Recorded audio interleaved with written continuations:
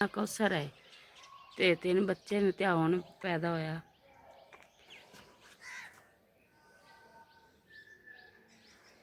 ਮੇਰੇ ਮੀਆਂ ਦੇ ਮੋਹਰੇ ਟੁੱਟੇ ਹੋਣ ਤੇ ਮੈਂ ਮਜ਼ਦੂਰੀ ਕਰਕੇ ਤੇ ਬੱਚਿਆਂ ਨੂੰ ਪਾਲਨੀ ਆ।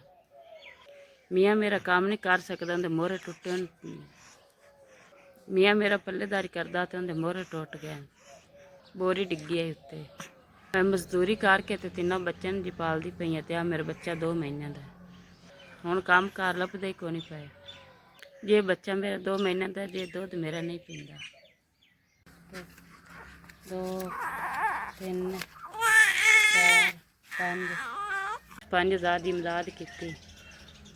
ਅੱਲਾਹ ਤਾਲਾ ਤੁਹਾਡੀ ਜ਼ਿੰਦਗੀ ਕਰੇ, ਤੁਹਾਡੇ ਬੱਚਿਆਂ ਦੀ ਕਰੇ।